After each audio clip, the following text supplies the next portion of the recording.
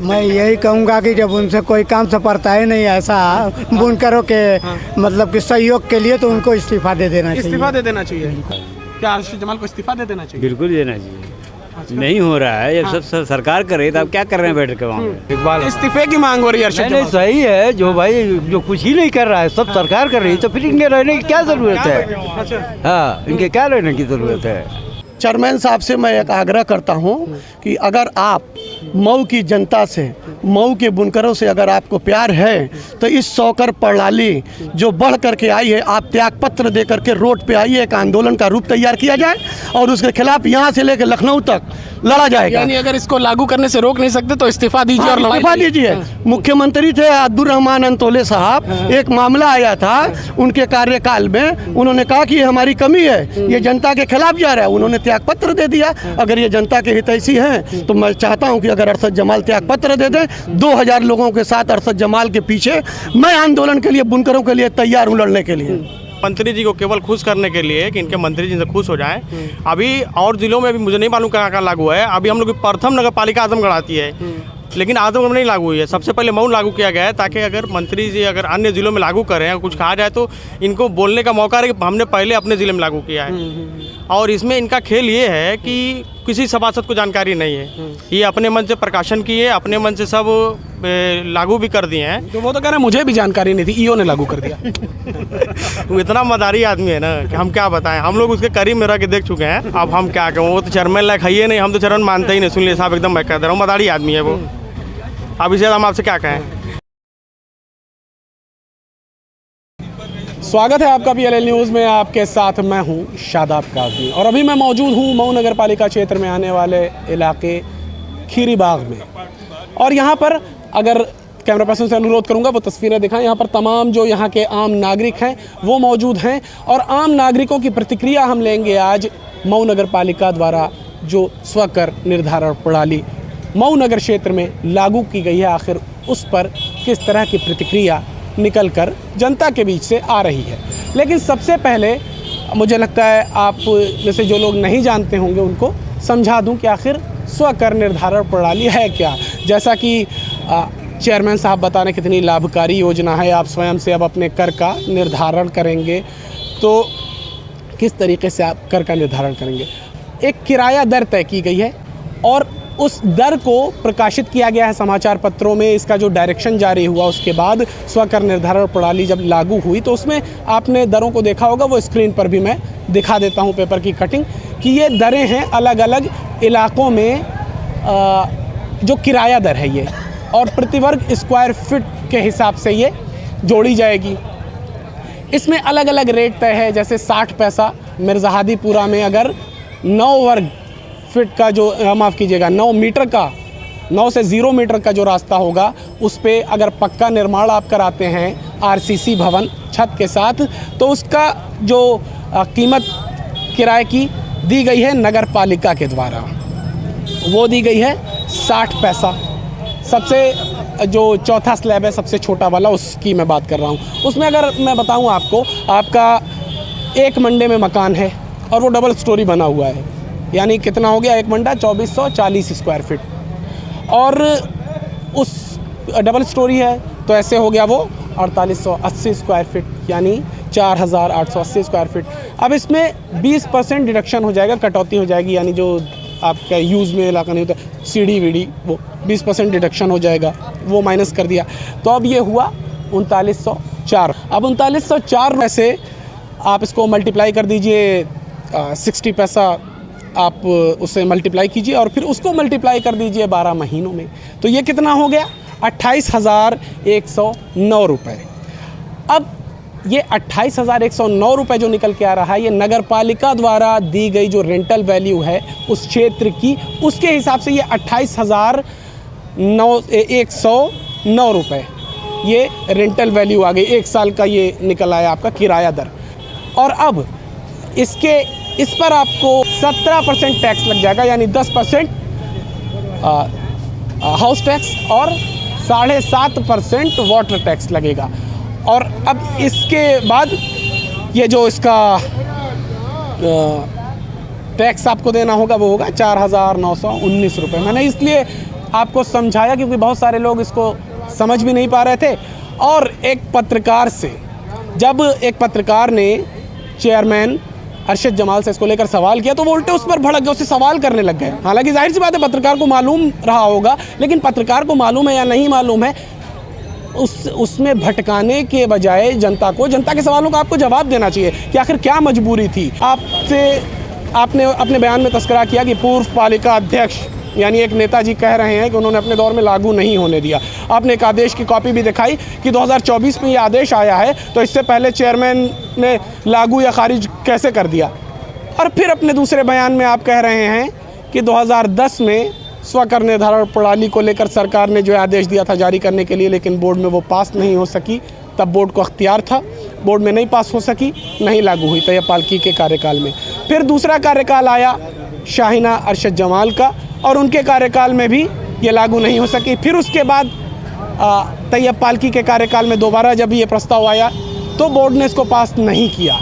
ये आपने अपने दूसरे बयान में 2 तरह की बातें जैसे 2 बयानों में आपने कर दी। तो चेयरमैन साहब, आपके मुताबिक अब कोई अख्तियार नहीं है नगर पालिका को स्वकर निर्धारण प्रणाली लागू करने या रोकने का, तो फिर आपने अभी बयान में कैसे कह दिया कि इसमें कुछ बिंदुओं पर मुझे भी आपत्ति है और जब तक उसमें बदलाव नहीं होगा तो इसे लागू नहीं होने दूंगा। तो आपको जब अख्तियार ही नहीं है तो आप कैसे लागू नहीं होने देंगे? और अगर अख्तियार था कि लागू नहीं होने दे सकते थे, लागू नहीं होने देंगे, तो लागू होने दिया क्यों? लागू करने के बाद आप कह रहे हैं कि लागू ही नहीं होने दूंगा। तो इस तरीके की आपके द्वारा बातें की जा रही हैं। और आपने उसमें ये भी कहा था कि मेरे जो विरोधी हैं वो पढ़ते लिखते समझते कुछ नहीं हैं, वो नासमझ हैं और बस ऐसे ही हल्ला मचाने लगते हैं कि अरशद जमाल के ख़िलाफ़ कुछ भी मिला तो बस हल्ला मचाने लग गए। तो चेयरमैन साहब, ये जो 2 तरीके की बातें कर रहे हैं, अबग डबग बातें कर रहे हैं, दोनों बयानों में अलग अलग बातें कर रहे हैं, ये पढ़ लिख के कर रहे हैं या आपने भी पढ़ना लिखना छोड़ दिया है? और दूसरी एक चीज़, पालिका अध्यक्ष, पूर्व पालिका अध्यक्ष का भी इस पर बयान भी आया और ये भी बड़ा, और ये पूरे शहर में चर्चा है। जिस तरीके से आप सोशल मीडिया के ज़रिए और जगह जगह पर मंत्री जी के तारीफ़ में कसीदे पढ़ते हैं, निस्संदेह मंत्री जी तारीफ़ के काबिल हैं, एक अच्छे इंसान हैं, एक कुशल राजनेता हैं और बेहतरीन काम भी करके उन्होंने दिखाया है और कर रहे हैं, तो वो तारीफ़ के काबिल हैं। लेकिन आप जिस तरीके से फुसलाने वाली तारीफ़ें करते हैं, तो क्या लगता है आपको, जैसे किसी बच्चे को हम कहते हैं कितना अच्छा बच्चा है, सारे काम कर देता है, वो गिलास पानी लेते आना वो कर देगा, तो मंत्री जी को उस तरीके से आप खुश नहीं कर पाएंगे, क्योंकि मंत्री जी को अगर आप बच्चे की तरह डील करेंगे तो मंत्री जी के सामने राजनीति में तो शायद आप बच्चे साबित हो जाएं, क्योंकि एक लंबे समय तक प्रशासनिक सेवा में रहते हुए IAS अधिकारी रहे हैं मंत्री जी शर्मा जी, और उन्होंने PM मोदी के साथ, प्रधानमंत्री मोदी के साथ उनकी टीम में रह के काम किया है, तो वो राष्ट्रीय स्तर की राजनीति जानते हैं। तो मंत्री जी के तारीफ़ में कसीदे पढ़ने के बजाय आपको उनसे राजनीति का सही तरीका सीखना चाहिए। और जो हमारे शहर के ऐसे राजनेता हैं जो झूठ, फरेब और मक्कारी को राजनीति की महारत का सर्टिफिकेट समझते हैं, उनको राजनीति का तरीका सीखना चाहिए मंत्री जी से, ना कि चापलूसी वाली पोस्ट करनी चाहिए और ऐसी तारीफ़ें करनी चाहिए। खैर, लेकिन इस पर एक शेर के साथ मैं अपनी बातों को ख़त्म करूंगा और लोगों से मुखातिब होऊंगा। रस्म ताज़ीम न रुस्वा हो जाए, इतना न झुकिए कि सजदा हो जाए। बाकी मंत्री जी के कामों से सभी खुश हैं, लेकिन आप भी ऐसा काम कीजिए कि आपके कामों से भी पब्लिक खुश हो। क्या नाम है आपका? अबुल कलाम सौदागर। मऊ में स्वकर निर्धारण प्रणाली लागू हो गई है, जिसके बाद पालिका अध्यक्ष के विरुद्ध एक उनके खिलाफ में माहौल भी देखा जा रहा है, बड़ी चर्चा चल रही है और वार प्रतिवार का सिलसिला भी जारी है पूर्व चेयरमैन और वर्तमान चेयरमैन के बीच। क्या प्रतिक्रिया है मऊ की आम आवाम की इस पर? मऊ के आवाम, क्योंकि जो वर्तमान चेयरमैन हैं वो इस बात के साथ खुद का पल्ला झाड़ते हुए नज़र आ रहे हैं कि ईओ ने डायरेक्शन जारी कर दिया, ईओ ने स्वकर निर्धारण प्रणाली लागू कर दिया और उनको कुछ मालूम ही नहीं था। अरे आपको, आपके हस्ताक्षर के बगैर कोई विज्ञापन नहीं जारी हो सकता नगर पालिका से, आपके हस्ताक्षर के बगैर कोई चीज़ प्रकाशित नहीं हो सकती, नगर पालिका से आगे नहीं बढ़ सकती, आपके हस्ताक्षर की आवश्यकता होती है। तो क्या प्रतिक्रिया है इस पर जनता की? इस पर क्या है, जो वो अधिशासी अधिकारी पे खेल रहे हैं, तो इसका मतलब जनप्रतिनिधि का कोई मतलब नहीं है, जबकि इनकी सिग्नेचर से कोई पेपर आगे नहीं जा सकता। अभी चंद सभासदों से मेरी बात हो रही थी तो उन लोगों ने कहा कि हम लोगों ने आपत्ति जाहिर किया है, लेकिन कार्रवाई रजिस्टर में दर्ज ही नहीं किया गया। तो इस पे मैं एक बात कहूँगा कि एक ही उल्लू काफ़ी है बर्बाद गुलिस्ता करने को, हर साग पे उल्लू बैठा है अंजाम में गुलिस्ता का। बेहतरीन और बड़ी बात कह दिया अब्दुल कलाम साहब ने जी। हाँ, और दूसरी चीज़ ये कि मैं तो भाई A.K. शर्मा का बहुत करीबी हूँ, मंत्री जी का। मंत्री जी की सलाहियत को देखते हुए मैं उनको सलाम करता हूँ, लेकिन इन्होंने चमचागिरी के बेस पे इन्होंने जो कुछ खेल खेला है शहर के साथ, आने वाला वक्त शहर माफ़ नहीं करेगा। क्योंकि ये अपने ऐब को, अपनी कमजोरी को छुपाने के लिए अधिशासी अधिकारी को निशाना बना रहे हैं, मंत्री जी के ऊपर बना रहे हैं। तो मैं कहना चाहूँगा मंत्री जी से भी कि मंत्री जी, हम जैसे कार्यकर्ताओं की जो आपके साथ पीछे चलते हैं, आपका गुणगान करते हैं, थोड़ा आप अपने असर से देखिए। मऊ का बुंकर शहर सिर्फ बुंकर की बात नहीं है, सभी लोग जितने नागरिक हैं, अभी तो बहनों बिजली के सुधार में दिक्कत आई है और यही माला पहनने वाला है 400 करवा के, यही जिसको आप मऊ के लोगों ने, मैं तो इतना कहूँगा कि 2 भौरी चोखा 1 प्लेट बिरयानी पे 5 साल तक मऊ के लोग नेता खोजते हैं। मऊ के लोग नाअहलों को क़यादत दे दिए हैं और 5 साल तक हम पीटे जाते हैं।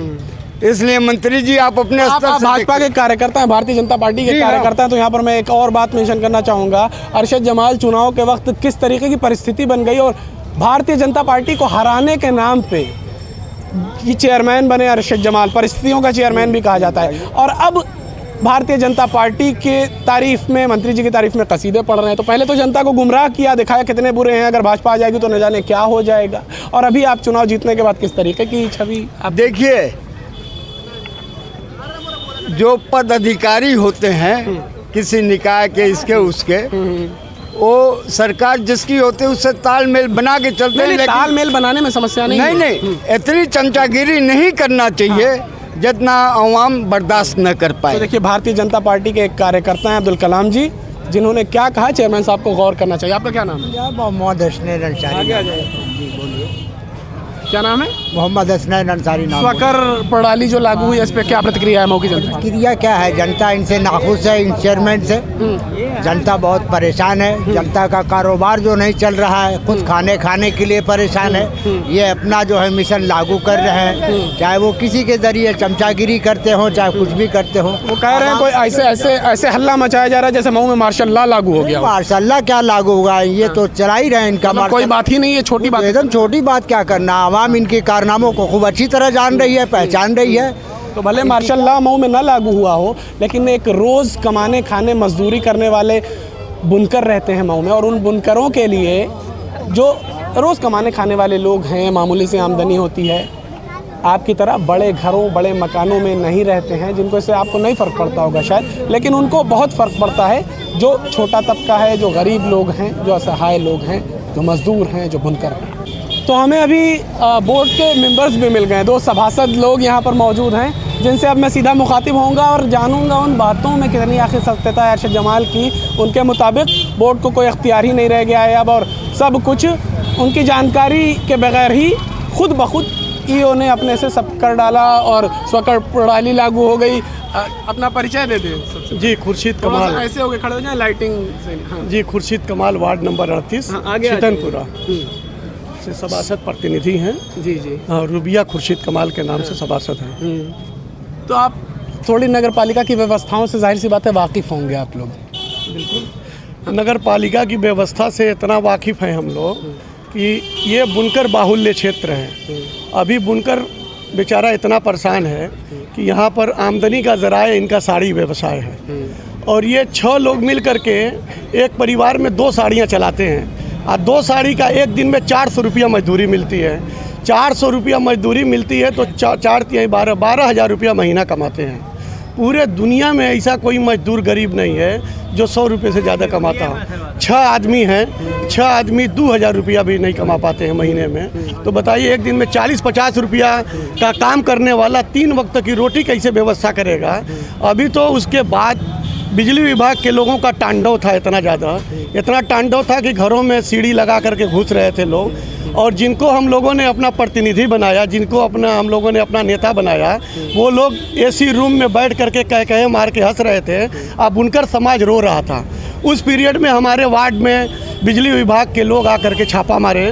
उस पीरियड में वहाँ की जनता ने हमको बुलाया और मौके पर जा कर के इलेक्ट्रिसिटी एक्ट 2003 की धारा 56 में एक प्राविधान है कि आप किसी की बिजली नहीं काट सकते। अगर हमारी बिजली कनेक्शन अलॉटमेंट है तो हम बिजली नहीं काट सकते।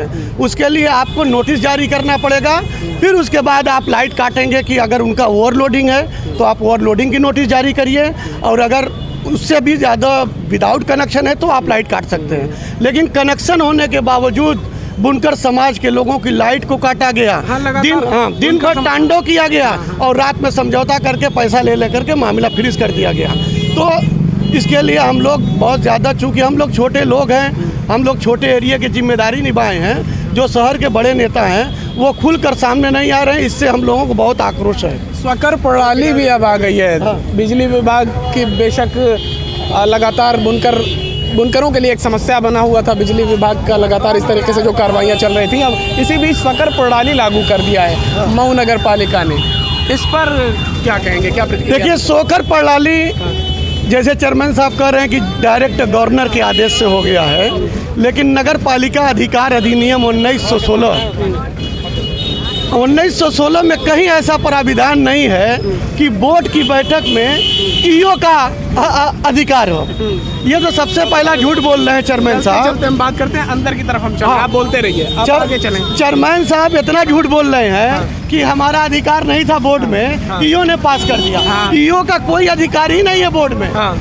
नगर पालिका अधिकार अधिनियम 1916 में ये अधिकार दिया गया, बोर्ड की बैठक में सभासद का अधिकार होता है। अंदर चलें। और सभासद का जो अधिकार है, सभासद में तो हम यहाँ पे देखिए रोड पे थोड़ा ट्रैफिक लगने लगा था, तो हम अंदर साइड थोड़ा आ जा रहे हैं रोड से हट के, और फिर समझते हैं खुर्शीद भाई से, जो कि एक बोर्ड के मेंबर हैं, वो समझा रहे हैं हमें चीज़ों को विस्तार। हम सभासदगण जो भी सीनियर सभासद थे, हम लोगों ने ये है कि सन 1953 के बाद से नगर पालिका में पहली बार नगर विकास बैठ जाइए नगर पालिका सन 1953 से जब चालू हुई, तो उस पीरियड से लेकर के 18 तारीख तक पहली बार ऐसा हम लोगों के सौभाग्य की बात थी कि नगर विकास मंत्री श्री A.K. शर्मा जी मौजूद थे। तो हम लोग सभासदगण एक पहले मीटिंग किया गया जनहित को लेकर के कि आज जो स्वकर प्रणाली को लेकर के हु हल्ला मचा करके लागू करने की प्लानिंग हो रही है, तो हम लोगों ने आपत्ति में पहला शब्द यही लिखा गया था कि स्वकर प्रणाली को अभी लिंगर ऑन किया जाए, इसको रोका जाए।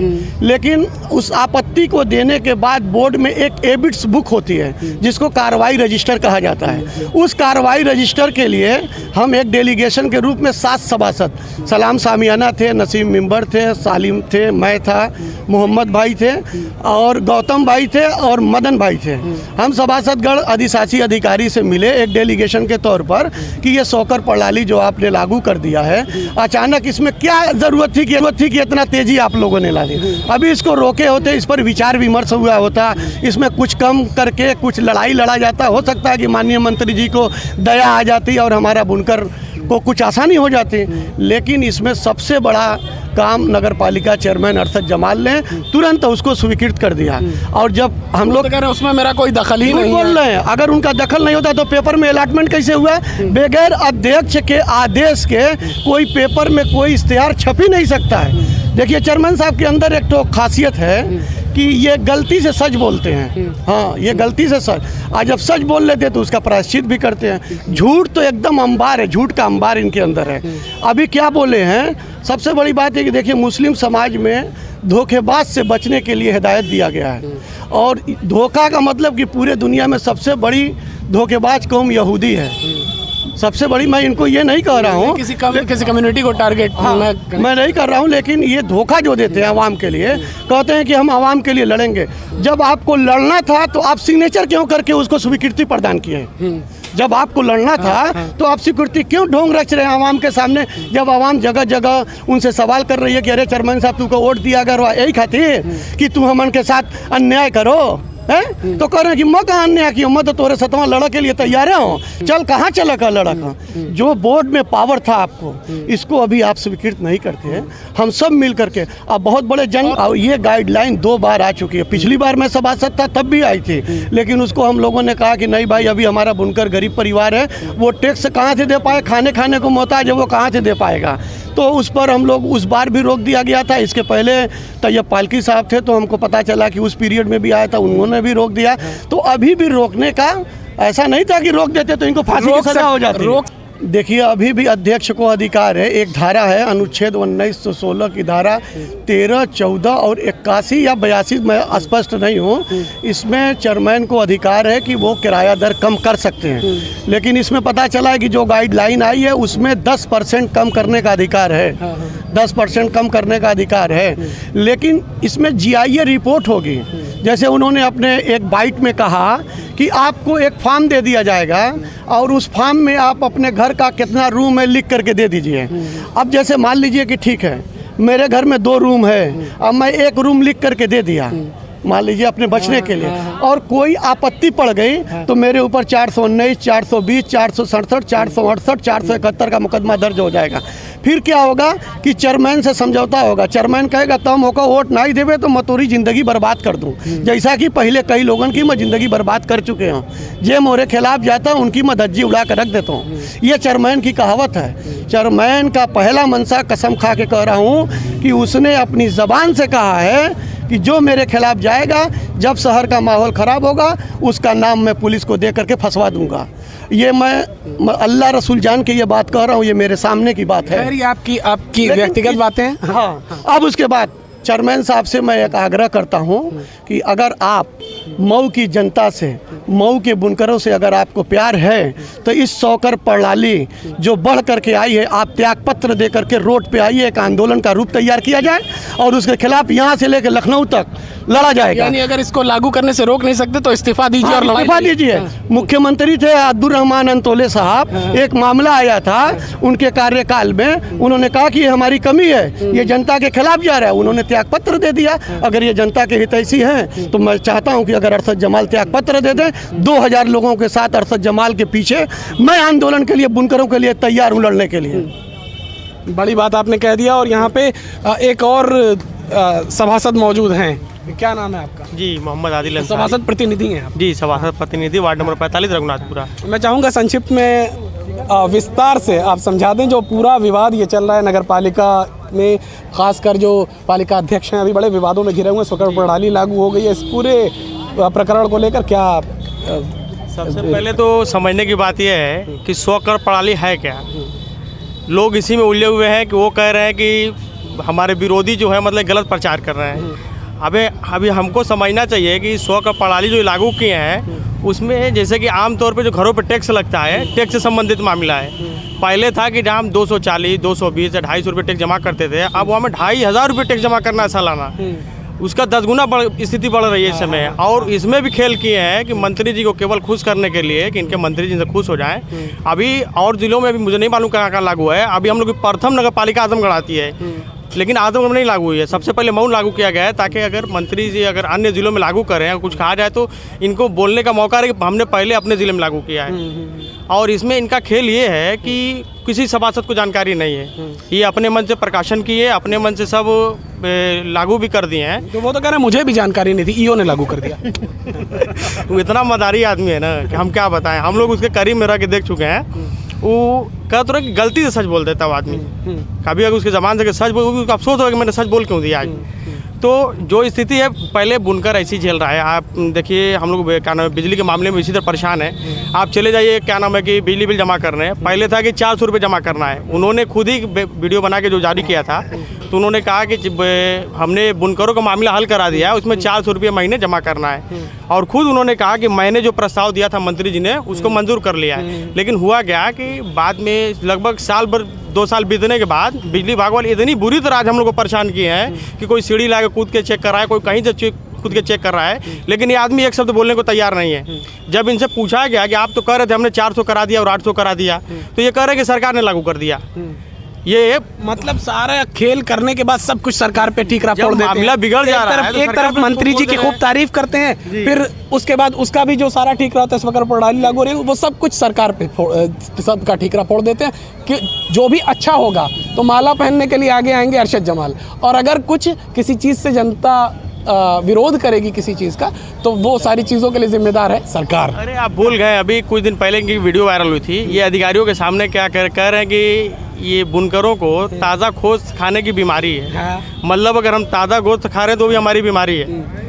इतनी स्लॉटर हाउस के लिए भी लड़ाई लड़ रहे थे। अरे वो अब न जाने किसके किसके लड़ेंगे, लेकिन वो कह तो रहे हैं कि हकीकत ये है कि वो आदमी हम लोग को बेच दिया है। सच्चाई इसको हम लोग को एक्सेप्ट करना पड़ेगा, चाहे वो बिजली बिल का मामला हो, चाहे गोश्त का मामला हो, चाहे कोई भी मामला हो, ये आदमी हम लोग को सौदा कर दे रहा है खड़े करके।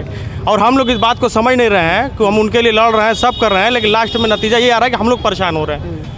पुलिस परेशान कर रही है, बिजली विभाग परेशान कर रहा है, हर तरह से परेशान किया जा रहा है, लेकिन बोलने वाला कोई नहीं हमारे पक्ष में। और अगर आप बोलेंगे, मुझको तो इसी विरोधी कहा जाता है, इसलिए विरोधी कि मैं इनके हर गलत काम का विरोध करता हूँ। ये गलत बोलेंगे तो भी विरोध करूँगा, गलत करेंगे तो भी विरोध करूँगा। तो इनके निगाह में मैं इनका विरोधी हूँ। इनका क्या नाम है कि ये मेरा विरोधी और हमेशा मेरा विरोध करता है। तो आज मैं देखिए, हम लोग जैसे खुर्शीद भाई और हम हैं और भी बहुत सभासद हैं, हम लोग कोई जानकारी नहीं मनमाना कर रहे हैं। और अगर हम लोग बोले हैं और आज आ रहे हैं लड़ाई के लिए, तो उनका क्या नाम है कि ये लोग भड़का रहे हैं पब्लिक को। तो पब्लिक को ये जानकारी होनी चाहिए कि कर क्या रहे हैं ये। हम आपसे पहले खुर्शीद साहब ने इस्तीफे की मांग कर दिया उनसे। अब हम क्या कहें, वो तो चेयरमैन लायक है ही नहीं, हम तो चेयरमैन मानते ही नहीं। सुन लिए साहब, एकदम मैं कह दे रहा हूँ, मदारी आदमी है वो। अब इसे हम आपसे क्या कहें। वो उन्होंने कहा कि जो है, अगर आप कुछ कर नहीं पा रहे हैं, आपके अख्तियार में कुछ है ही नहीं, स्वकर निर्धारण प्रणाली आपको मालूम ही नहीं था लागू हो गई, आप उसमें कुछ नहीं कर पा रहे, तो आप इस्तीफा दे के आइए, त्यागपत्र दे के आइए और बुनकरों की लड़ाई लड़िए। इस पे आप लोग क्या कहेंगे? सही कहा है। क्या अरशद जमाल को इस्तीफा दे देना चाहिए? बिल्कुल देना चाहिए। नहीं हो रहा है, जब सब सरकार कर रही है तो आप क्या कर रहे हैं बैठ के वहाँ पे? आप लोग क्यों भागने क्यों लगे? छोटी सी प्रतिक्रिया ही हम आप लोगों की लेने के लिए आए हैं कि क्या आप क्या कहेंगे? मैं यही कहूँगा कि जब उनसे कोई काम सपरता ही नहीं ऐसा बुनकरों के मतलब कि सहयोग के लिए, तो उनको इस्तीफा दे देना चाहिए। इस्तीफा दे देना चाहिए। आपका क्या नाम है? अच्छा, आप नहीं बोलेंगे। आपका क्या नाम है? इकबाल अहमद। इकबाल इस्तीफे की मांग हो रही है अरशद नहीं, जमाल। सही है। जो भाई जो कुछ ही नहीं कर रहा है, सब सरकार कर रही है, तो फिर इनके रहने की क्या जरूरत है? अच्छा, हाँ, इनके क्या रहने की जरूरत है? जैसे आपका क्या नाम है? क्या बात है। स्वकर निर्धारण प्रणाली मऊ में लागू हो गई, मालूम है? मऊ में स्वकर निर्धारण प्रणाली नगर पालिका ने लागू किया, मालूम है? जान रहे हैं? चलिए, नहीं जान रहे हैं तो आप हमारा वीडियो देखिएगा, फिर जान लीजिएगा, फिर बात करेंगे आपसे। क्या कुछ कह रहे थे आप? सबसे बड़ी बात यह है कि आप मान लीजिए हम रघुनाथपुरा के निवासी हैं, हम 6 फीट की गली में रह रहे हैं। हाँ। एक आदमी सदर चौक पे रह रहा है जो 10 फीट की चौड़े या 20 फीट चौड़े जगह पे रह रहा है। और सबसे छोटा स्लैब है 9 मीटर का, 0 से 9 मीटर का। अब आप अगर 100 रुपये दे रहे हैं तो 100 रुपये हमको भी देना है। आपके दरवाजे से ट्रक टेम्पू सब आएगा, आप उसका लाभ लेंगे। हमारे गली में टाली भी ना पाए, फिर भी हम उतना ही देंगे आपके बराबर। ये तो सरासर गलत है, हमारे साथ नाइंसाफी है। हम इस पे बोलेंगे तो अब उनकी एक पॉलिसी है। तो इसका ये बात तो चेयरमैन साहब ने खुद भी कहा कि मैं भी विरोध करता हूँ, अगर बदलाव नहीं हुआ तो किसी कीमत पे लागू ही नहीं होने दूंगा। आपको हम बता दें, वित्तीय टैक्स वसूलने के लिए ये चेयरमैन की बहुत बड़ी साजिश है। जब ये टैक्स वसूलेंगे तो उसी के हिसाब से बजट बनेगा। अब जैसे मान लीजिए कि हमारा टैक्स वसूली 20 करोड़ रुपया सालाना है, तो ये हो जाएगा 100 करोड़। जब ये 100 करोड़ होगा तो हमारा बजट 500 करोड़ हो जाएगा। और जब 500 करोड़ हो जाएगा तो कमीशन खोरी गदागद हो जाएगी एकदम।